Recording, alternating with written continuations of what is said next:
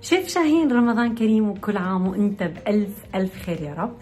انت وكل اللي دا يتفرجون وعلى كل الأمة الإسلامية بكل مكان يا رب. إن شاء الله رمضان هذا يكون كله فرح وخير وبركة. شيف، شوف أنا اليوم عندي أكلتين. أكلة تونسية، حابة إني أشوف شلون رح تطبخها الأيدي العراقية اللي هي الطاجين التونسي، وأكلة عراقية اسمها فسنجون نجفية. كلش هواي سمعت عنها وكلش عندي فضول أعرف طريقة طبخها ومكوناتها وكل تفاصيلها، فأتمنى تطبخ لنا هالطبختين. خلينا نشوف شلون راح تطلع من إيدك، وشكرا.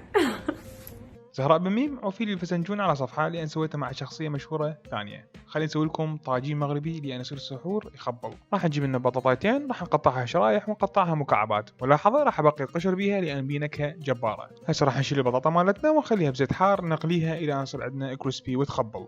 هسه راح نجيب لنا بصلاية، راح ناخذ من عندها نص وحدة نقطعها مكعبات جدا ناعمة. بطاوة راح نخلي شوية هواية زيت.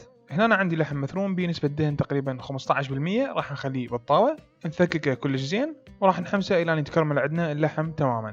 هسه راح نضيف فوقها البصل مالتنا وراح نعطيه تقليبه سريعه الى ان كل البصل مالتنا يذبل ويصير النكهه مالته ويا اللحم. هنا انا عندي بازاليا مجمده راح اضيفها فوقها واعطيها تقليبه سريعه بحيث تذوب تماما. نرجع البطاطا مالتنا نشيلها نخليها على كلينكس ونصفيها من الزيت الزايد. هسه هنا راح نجيب لنا ربع طن بيض، واللي بالتونسي يسموه عظم. راح نطق لنا عظمايه 1، عظمايه 2، عظمايه 3، عظمايه ما ادري ايش قد، الى ان نطقهم كلهم. البهارات مالتنا انا راح اخلي خشوقه صغيره كمون تنطينا نكهه رهيبه، وعلى مود النكهه واللون راح نخلي شويه كركم مو هوايه. هسه راح نخلي فوقها ربع طن ملح، طنين ملح او 3 طنون ملح كافي، وراح نسوي حركات مانينجا وراح نخليها همينه فلفل اسود. هسه راح نجيب الخفاقه مالتنا نطق الصفار كلياتها ونخفقها كلش زين بحيث الصفار والبياض ينجمدون. اوكي افتهمتوا، خبطوها زين. هسه وصلنا مرحلة الوحش. راح نجيب البطاطا اللي قليناها قبل شوية نخليها بالبيض، وبعدها راح نجيب الخلطة مال اللحم اللي حمسناها ونخليها فوق البيض همينة. بعدها راح نحتاج جبن موتزاريلا، راح نبرشه برشة زينة داخل الخليط مالتنا ينطينا هيك قوام وملوحة وترتيبات. وهسه تقريبا خلصنا. راح نجيب لنا خشوقة كبيرة نخبطها كلياتها. ملاحظة لازم كل المكونات تنغمر عندنا بالبيض. لا دقيقة يا معود، هسه الزهراء تزعل من عندك، نسيت شنو؟ نسيت المعدنوس.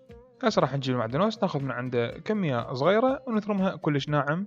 أنا أحب ناعمة كلش زين حتى ما يعصب الأسنان ويطلع شكله ما حلو. وهسه راح نشيله ونخليه فوق خليط البيض. تقريبا الطاجين المغربي مالت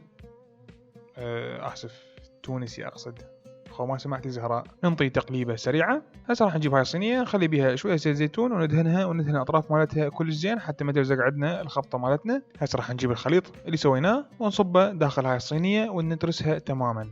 عبالكم خلصنا؟ لا عيني، أهم شيء هسه عندنا بطل الفيلم واللي هو الجبن. راح نجيب موتزاريلا نبرشه فوق الوجه إلى أن نغطيه كلياته. حركة مهمة بأصبعنا ننظف الأطراف حتى ما تلزق عندنا بالصينية. هسه راح نشيلها وندخلها فرن حرارة 170 فوق وجوا إلى أن يستوي البيض عندنا من جوا تماما ويصير من فوق كريسبي. باع شلونها يا جماعة، فد شي يخبل الريحة ما أحكي لكم.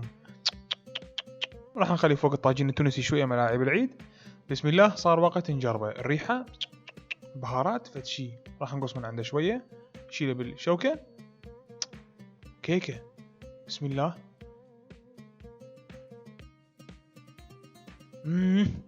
يعني بيرفكت للسحور، بيرفكت. شكرا للمتابعة، إن شاء الله حبيتوها. في مان الله.